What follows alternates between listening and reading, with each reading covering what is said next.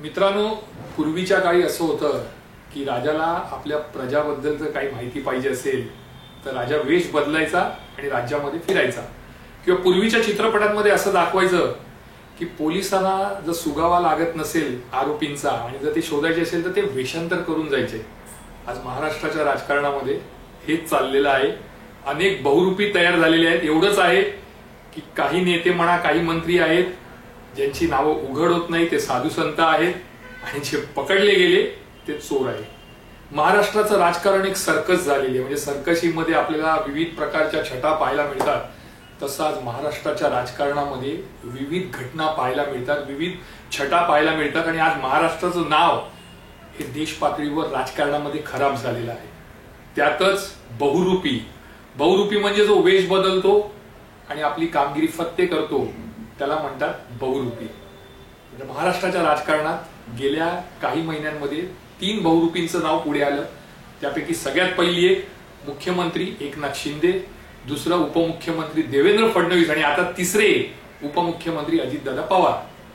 ठाकरे गट जेव्हा फोडण्याची वेळ आली तेव्हा उद्धव ठाकरेंना कळू नये किंवा ठाकरेंचे जे निष्ठावान आहे त्यांना कळू नये, पत्रकारांना सुगावा लागू नये म्हणून एकनाथ शिंदे आणि देवेंद्र फडणवीस वेषांतर करून भेटायचे।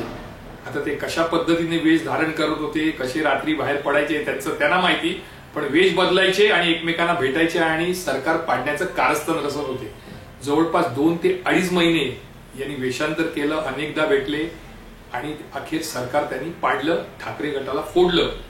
खुद्द एकनाथ शिंदे यांनी ही माहिती विधानसभेत अधिवेशनात दिली आणि इतकंच नाही तर एका कार्यक्रमामध्ये अमृता फडणवीस यांनी देखील तेच सांगितलं की माझे पती हे वेषांतर करून बाहेर पडायचे। त्या पाठोपाठ आता तिसरी घटना घडली, अजितदादा पवारांनी असं सांगितलं की गेल्या 10 महिन्यामध्ये मी सरकार स्थापन करायच्या आधी किंवा मी राष्ट्रवादी फोडण्याच्या आधी वेषांतर करायचो आणि अमित शहा यांना जाऊन भेटायचो। अतिशय गंभीर बाब आहे। गंभीर बाब एवढ्यासाठी आहे, ठीक आहे, प्रत्येक जण आपापलं राजकारण बघत असतो, आपली पोळी भाजत असतो, परंतु अशा पद्धतीने एखादा पक्ष फोडण्यासाठी किंवा राजकारणाचा स्तर खालच्या स्तरावर आणण्यासाठी अशा पद्धतीने वेषांतर करून जर या सगळ्या घटना घडत असतील तर त्या निश्चितपणे महाराष्ट्राच्या राजकारणाला लाजिरवाणी गोष्ट आहे।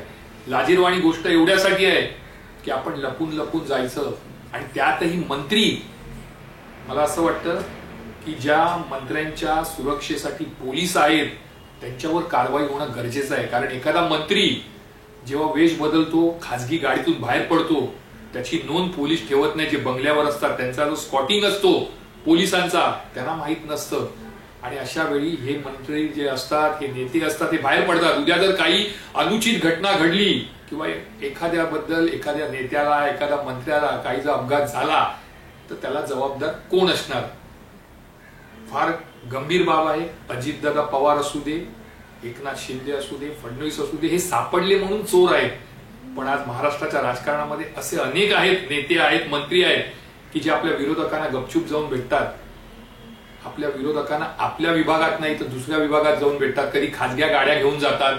आपली काही जर खासगी कामं असतील जे लोकांसमोर उघड करता येत नाही, घरच्यांसमोर उघड करता येत नाही, तर हे मंत्री म्हणा, हे नेते म्हणा, खासगी गाडीतून पोलीस सुरक्षा बाजूला ठेवून ही मंडळी आपापली कामगिरी पार पाडत असतात।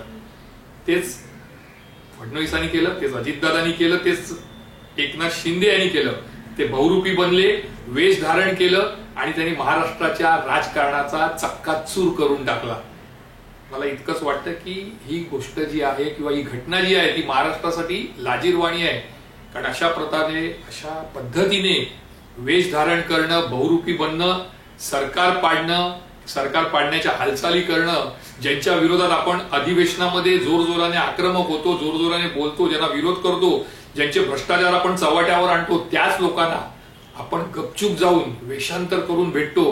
कधी पार्किंगच्या लॉटमध्ये जाऊन भेटतो, कधी हॉटेलच्या रूम मध्ये जाऊन भेटतो, कधी एखादा जिल्हा असतो त्या जिल्ह्यामध्ये जे विश्रामगृह आहे शासकीय तिथे जाऊन भेटतो। मग ते वेषांतर करून असू दे किंवा आपल्या पोलिसांचं जे स्कॉटिंग आहे ते मागे ठेवून असू दे, या सर्व गोष्टी आजकालचे नेते करत असतात आणि ही चुकीची गोष्ट आहे। मला आज अजितदादा, फडणवीस आणि शिंदे यांनी जे बहुरूपीपणा केला, यांनी जे वेषांतर केलं त्याच्यावर डाक चित्रपटाचं एक ते गाणं आठवतं। त्याच्यामध्ये ते गाणं असं होतं शर्मिला टैगोरचं की जब भी जी चाहे नई दुनिया बसा लेते हैं लोग, एक चेहरे पे कहीं चेहरे लगा लेते हैं लोग. आज महाराष्ट्राच्या राजकारणात हेच चाललं आहे. वेश बदला आणि जा, पक्ष फोडा, राजकारणामध्ये तोडफोड करा, याच गोष्टी आज महाराष्ट्रात चालल्या आहेत. आणि म्हणूनच महाराष्ट्राचं राजकारण हे संपूर्ण देशामध्ये बदनाम आहे. मी अमित जोशी पुन्हा एकदा पुढच्या रविवारी एखादा नवा विषय घेऊन तुमच्या समोर येईन. तोपर्यंत तुमची रजा घेतो. जय हिंद, जय महाराष्ट्र.